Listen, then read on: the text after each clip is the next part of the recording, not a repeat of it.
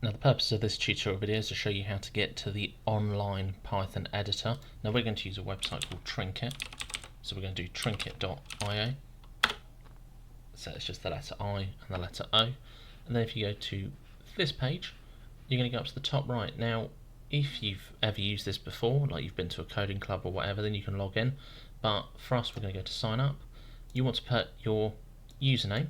So it's best to put like a school username so that you don't have any personal information on there. You can repeat your school username, and then you want your school email address and a school password so that it is separate.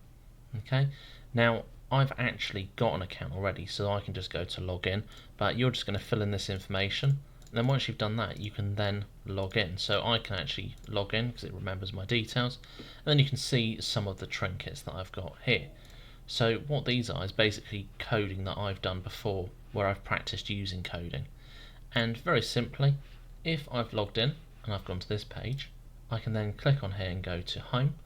I can see my trinkets, or I can do a new trinket.